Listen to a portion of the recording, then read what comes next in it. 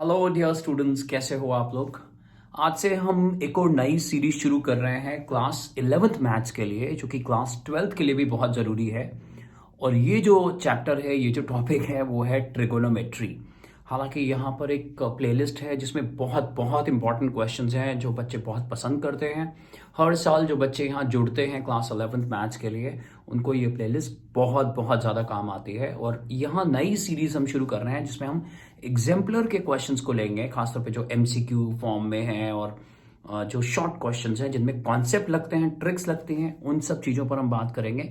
और ये इस सीरीज का पहला पार्ट होगा। और हर हर वीडियो लेक्चर के अंदर, ताकि उसको बहुत छोटा या बड़ा ना रखा जाए, हम 5 से 7 क्वेश्चंस लेते हुए आगे बढ़ेंगे। तो आइए जल्दी से एंटर करते हैं पार्ट 1, ट्रिग्नोमेट्री एग्जाम्पलर के क्वेश्चंस, जो कि बहुत बहुत इंपॉर्टेंट है।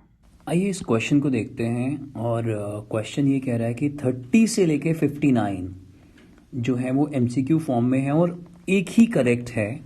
Choose the correct answer from the given 4 options, मतलब एक ही करेक्ट आंसर है। आइए 30th क्वेश्चन को देख लेते हैं। If sine theta plus cosec theta, cosecant पूरा नाम है, cosec theta is equal to 2, then find the value of sine square theta plus cosecant square theta, यानी कोसेक स्क्वायर थीटा। स्क्वायर का सम चाहिए। और देखो साइन और कोसेक आपस में, कोसेक को क्या लिख सकते हैं 1/sin, तो ये कट जाएंगे।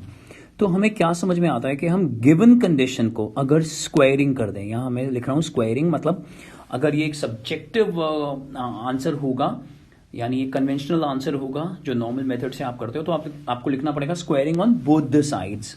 तो जैसे आप स्क्वायर करोगे तो आप ये देख रहे हो कि आपके पास जो एडवांटेज आने वाला है वो ये आने वाला है कि जब आप होल स्क्वायर ओपन करोगे, a square plus b square plus 2ab, देखो sine theta into cosecant theta along with 2, and ये दूसरी तरफ आ जाएगा 4, ये कट जाएगा आपस में। और देखो आपको जो चाहिए वो आप लेफ्ट हैंड साइड पे रखें, और बाय चांस जो न्यूमेरिक वैल्यू यहाँ 2 बच गई है उसको ट्रांसफॉर्म करिए, 4 - 2, तो आंसर कितना आ रहा है आपके पास 2। तो यहाँ चेक करिए, देखिए तो यहाँ पर ऑप्शन सी जो है वो एक करेक्ट ऑप्शन है। यहाँ आपको ये चीज समझ में आ गई। तो इस तरह से एक स्मार्ट वर्क करते हुए हम लोग आगे बढ़ेंगे। और इसका लेवल अगर हम बोले तो ये क्लास 9th या 10th यानी जूनियर क्लास से शुरू हुआ है, ये क्लास 11th के एग्जाम्पलर के एमसीक्यूज। आइए आगे बढ़ते हैं 31st क्वेश्चन की तरफ। अब इस क्वेश्चन को देखते हैं, ये बहुत इंटरेस्टिंग क्वेश्चन है। यहाँ भी पिछले क्वेश्चन की तरह वहां पर साइन और कोसेक था, यहाँ कॉस और सेक है। तो आप कहोगे ठीक है, कॉस और सेक को स्क्वायर कर देते हैं, बट आपको एक बात ध्यान रखनी पड़ेगी, लास्ट क्वेश्चन में यहाँ इक्वेशन दी हुई थी तो आपने स्क्वायरिंग कर दी थी, और यहाँ लेकिन अगर आप इसे मान लो एफ एक्स को स्क्वायर कर भी देते हो तो उससे रिजल्ट क्या मिलेगा। और दूसरी बड़ी बात, अगर आप ध्यान से देखो, यहाँ एफ एक्स से रिलेटेड बात हो रही है, तो एक तरह से हमारे को रेंज मांगी जा रही है, हमसे यहाँ रेंज मांगी जा रही है। आप शायद समझ पा रहे होंगे। तो अब इस क्वेश्चन का कनेक्ट मैं आपको लेके चलता हूं। इस क्वेश्चन के कनेक्ट के लिए मैं, क्योंकि कॉस और सेक आपस में कैंसिल हो जाएगा, तो हम यहां एएम और जीएम के कॉन्सेप्ट पे चलते हैं। अब ये क्या लॉजिक है, तो हमने अक्सर बात करी है कि अगर नंबर सेम नहीं होते हैं तो एएम हमेशा जीएम से बड़ा होता है। और अगर हमारे को पता ही नहीं है कि नंबर सेम है या अलग अलग है, तो हम एक जनरल इनइक्वेशन को लेते हैं कि that AM is greater than equal to GM. तो यहां लेकिन ये कॉन्सेप्ट क्यों लगाएं, क्योंकि दो नंबर्स का एएम क्या होता है, ए प्लस बी अपॉन 2, और दो नंबर्स का जीएम क्या होता है, square root of A B. अब अगर मैं इसको ए मान लेता हूं और इसको बी मान लेता हूं तो ये आपस में कट जाएंगे और यहां एक नंबर दिखाई देने लग जाएगा अगर मैं इसको यहां शिफ्ट करूंगा। तो इस एडवांटेज को लेते हुए आप प्लीज इसको स्क्रीनशॉट ले सकते हैं या नोट्स बनाएं। हमेशा जैसा हम कहते हैं कि सबसे पहले तो क्वेश्चन खुद करने की कोशिश करें, नहीं हो रहा तो हम आंसर करते ही हैं उसको एक्सप्लेन करते हुए, चाहे वो एमसीक्यू भी हो, फिर भी हम ये मान के चलते हैं कि हमें एक एक चीज बतानी है। तो आप नोट्स बनाएं या स्क्रीनशॉट लेते रहें साथ साथ। तो अब मैं इसको यहां से हटा देता हूं और हम आगे बढ़ते हैं कि भाई क्या कर सकते हैं हम इसमें। तो ध्यान से देखो, अगर मान लो ए को मैं लेता हूं कॉस, यहां पर थीटा है, एक्स है, एक्स, और बी को मैं ले लेता हूं सेक एक्स यानी सीकेंड एक्स। तो अर्थमेटिक मीन क्या होगा इनका, इनका अर्थमेटिक मीन होगा cos x plus sec x divided by 2।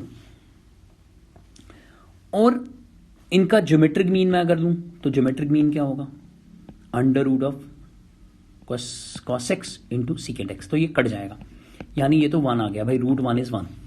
अब हमें मालूम है कि in general am is greater than equal to gm, तो यहां पर आ गया cos x plus sec x upon 2 is greater than equal to 1। ध्यान से देखिए यहां 1 आ गया। अब उससे क्या होगा, अब 2 एक पॉजिटिव क्वांटिटी है तो हम दोनों तरफ 2 को मल्टीप्लाई अगर कर देंगे, सो मल्टीप्लाइंग बाय, ऑब्वियस है अगर ये एमसीक्यू है तो जरूरी नहीं है इतनी पूरी प्रेजेंटेशन देनी है, by 2 on both the sides. और अगर आप एग्जाम्पलर के इक्वेशंस के एमसीक्यूज देखें तो उसमें हमने एक्सप्लेन करा है कि 2 जब लिख रहे हैं तो साथ साथ जरूर लिखो कि 2 इज अ पॉजिटिव क्वांटिटी। अब 2 जब उधर शिफ्ट हो जाएगा, जब हम मल्टीप्लाई कर लेंगे तो हमारे पास आ जाएगा cos x plus sec x is greater than equal to 2। और अब हम स्क्वायरिंग करते हैं, squaring on both the sides. तो अब देखो आपको वो लॉजिक मिल गया। अब यहां शायद अब आप समझ गए होंगे। अगर आप समझ गए हैं आंसर तक पहुंच सकते हैं तो आप नेक्स्ट क्वेश्चन भी कर सकते हैं। और ये देखिए बस हम यहां इसको सॉल्व करने वाले हैं। और ये हो गया 2 cos x plus sec x greater than equal to 4, ये कैंसिल हो गया। और इस 2 को उधर ले जाएंगे तो हमारे पास आ जाएगा cos square x plus sec square x, secant square x is greater than equal to 4 minus 2 which is equal to 2। तो ये आंसर होना चाहिए। और ये क्या है, fx। तो बच्चों आपको रेंज समझ में आ गई कि fx की वैल्यू हमेशा greater than and equal to 2 होगी। यानी यहां इस क्वेश्चन का जो ऑप्शन है वो ऑप्शन डी होने वाला है। देखिए एक बड़ा प्यारा क्वेश्चन है जो कि AMGM से भी रिलेटेड है, यानी सीक्वेंस एंड सीरीज का भी क्वेश्चन है, लीनियर इनइक्वालिटीज का भी क्वेश्चन है और साथ ही साथ ट्रिगो का तो है ही। तो ये एक मल्टी डिसिप्लिनरी क्वेश्चन है। इन क्वेश्चंस को के आने के चांसेस बहुत ज्यादा हो जाते हैं क्योंकि एक ही क्वेश्चन के अंदर आप 3 चैप्टर्स को कवर करते हैं। आइए आगे बढ़ते हैं। अब इस 32nd क्वेश्चन को देखें तो यहाँ हमें tan थीटा की वैल्यू दी हुई है 1/2 और tan फाई की वैल्यू दी गई है 1/3 और हमसे इन दोनों एंगल्स का सम मांगा गया और इन 4 ऑप्शंस में से एक जो वैल्यू है वो बोला है कि आप उसे मार्क करें जो ठीक है। अब ये तो 2 एंगल्स का सम है तो हम यहाँ एक ट्रिक प्ले करते हैं। हम क्या करते हैं कि हम लोग इसको ओपन कर देते हैं tan थीटा प्लस फाई को using tan a plus B. अब आप कहोगे क्यों भाई ऐसा क्यों कर रहे हो, ये क्यों? क्योंकि सबसे बड़ी बात है हमारे पास यहाँ जैसे हम इसे ओपन करेंगे tan a plus tan b upon 1 minus tan a tan b, तो यहाँ वैल्यू पुट करने के लिए जो इन्फॉर्मेशन हमें चाहिए वो यहाँ दी हुई है। यही एक कॉन्सेप्ट था या यही एक आइडिया था जिसकी वजह से हमने यहाँ tan a plus be open कर लिया। अगर यहाँ साइन और कॉस दिया जाता तो आप इसे साइन a प्लस बी से या कॉस a प्लस बी से भी ओपन कर सकते थे। तो हमने यहाँ अब इसको अप्लाई करा, देखिए, और कॉरस्पॉन्डिंग वैल्यूज हम यहाँ पुट कर देंगे इसके अंदर।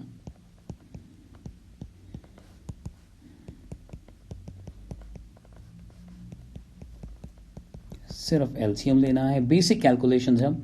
यह आ गया 5/6 और ध्यान से देखिए ये भी 5/6 आ गया है।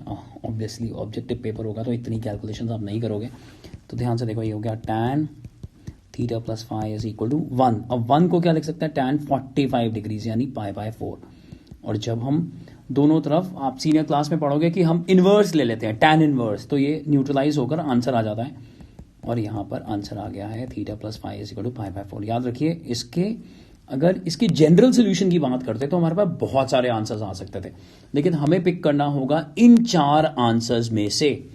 तो आप खुद बता सकते हैं कि the option D is the answer. तो देखिए हो गया क्वेश्चन। आइए आगे बढ़ते हैं। अब इस क्वेश्चन 33 में दिया हुआ है कि कौन सा करेक्ट नहीं है, यानी 4 ऑप्शंस दिए गए हैं और बताइए कौन सा करेक्ट नहीं है। तो यहाँ एक तरह से हमें रेंज पे बात करनी पड़ेगी। तो हम जानते हैं कि चाहे साइन थीटा हो या फिर कॉस थीटा हो, इसकी जो रेंज होती है वो -1 से लेकर 1 तक होती है। यानी कॉस थीटा 1 हो सकता है, यानी साइन थीटा -1/5 हो सकता है। तो ये पहले 2 ऑप्शंस तो बिल्कुल ठीक हैं। अब सेक और कोसेक की बात करते हैं, यानी सीकेंट और कोसिकेंट थीटा की बात करते हैं। तो यहाँ पर इनकी जब मैं रेंज की बात करता हूँ तो ये होता है, ये देखिए ये, तो क्या सीकेंट थीटा कभी भी 1/2 हो सकता है? क्योंकि secant theta and cosecant theta they can not be the open interval of -1 to 1 and 1/2 belongs to the open interval of -1 to 1.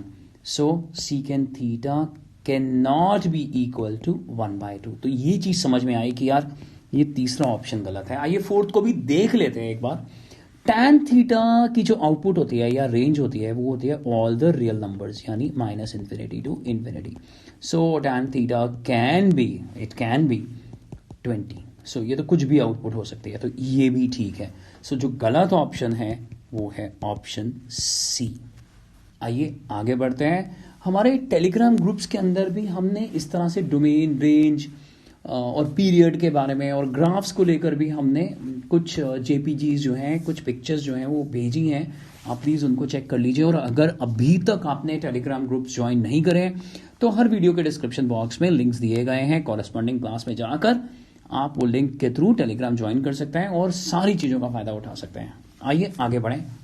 बच्चों ये एक बहुत इंटरेस्टिंग क्वेश्चन है और शायद ट्रिगो की पहली ही क्लास में आपने इस क्वेश्चन को कर लिया होगा। खासतौर पे जब आप अलाइड एंगल्स की बात करते हो तो ये बड़ा इंटरेस्टिंग सा क्वेश्चन है।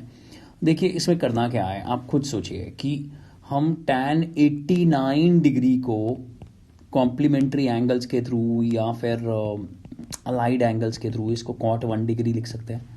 सिमिलरली इससे पहले होगा tan 88, तो tan 88 डिग्री को हम क्या लिख सकते हैं, अब आप समझ गए, cot 2 लिख सकते हैं। तो यहाँ जब tan 1 को cot 1 से आप मल्टीप्लाई कर रहे हैं, क्योंकि सब कुछ मल्टीप्लाई हो रहा है, I'm सॉरी मैं क्वेश्चन में ही मैंने अलग से कुछ लिखा नहीं है और वही कर रहा हूँ। तो tan 1 डिग्री cot 1 डिग्री से कैंसिल हो गया, tan इंटू cot 1 हो गया, tan 2 डिग्री cot 2 डिग्री से कैंसिल हो गया, क्योंकि cot को 1/tan लिख सकते हैं तो कट जाएगा। तो ऐसे करते करते सारी टर्म्स कैंसिल हो जाएंगी और जब सारी टर्म्स कैंसिल हो जाएंगी तो आंसर कितना आएगा हमारे पास, 1। तो देखिए यहाँ पर तो इस क्वेश्चन को ओरली सिर्फ इतना एक्सप्लेन कर दीजिए और एग्जामिनर को समझ में आ जाता है, क्योंकि ये प्रोडक्ट फॉर्म है तो आंसर तो इसका 1 आएगा। यानी ऑप्शन बी जो है वो एक परफेक्ट ऑप्शन है। बड़ा ईजी और बड़ा इंटरेस्टिंग क्वेश्चन है और बहुत बड़ी बात, ये काफ़ी पेपर में पूछा भी जाता है। तो अगर ये MCQ फॉर्म में है तो डायरेक्टली आप 1 लिख सकते हैं। आइए आगे बढ़ते हैं। आइए अब हम पार्ट 1 के आखिरी क्वेश्चन की तरफ बढ़ते हैं। और एक पूरी सीरीज़ है जिसको आप अच्छे से समझना, और हम हर सीरीज़ के अंदर जैसे पहले बोला गया है कि 5-7 क्वेश्चंस लेते हुए आगे बढ़ेंगे। ये देखिए यहाँ पर अब हम मल्टीपल एंगल्स में एंटर हो गए हैं, क्योंकि ये रैंडम क्वेश्चंस है, कोई कहीं से भी आ सकता है पूरे ट्रिगो के अंदर। 1 - tan square 15 degrees upon 1 + tan square 15 degrees. तो हम यहाँ ये लिखते हैं, अगर ये एक सब्जेक्टिव पेपर होता है तो हम एग्जामिनर को ये लिखते हैं कि we know that 1 - tan square theta upon 1 + tan square theta is cos 2 theta. अब थीटा क्या है जी यहाँ पर 15 डिग्रीज। तो आप क्या लिखोगे, देयरफॉर, ऐसा अगर पूरा सब्जेक्टिव है तो पूरा ध्यान देना पड़ेगा, पूरी प्रेजेंटेशन देनी पड़ेगी। Therefore 1 - tan square 15 degrees upon 1 + tan square 15 degrees is equal to cos 2 × 15 degrees, यानी cos 30। और cos 30 डिग्री की वैल्यू आपको मालूम है √3/2। तो हो गया क्वेश्चन कितनी आसानी से। सो ये जो ऑप्शन है यानी ऑप्शन सी वही एक परफेक्ट ऑप्शन है। तो हम श्योर आपने इन पे नोट्स बना लिए होंगे और आपको ये कॉन्सेप्ट अच्छे से समझ में आए होंगे। आप हमारे टेलीग्राम लिंक्स को भी फॉलो कर सकते हो जो कि हर वीडियो के डिस्क्रिप्शन बॉक्स में है। बच्चों अच्छे से हर चीज़ को बहुत अच्छे से पढ़ते हुए आगे बढ़िएगा, पढ़ते रहिए और आगे बढ़ते रहिए।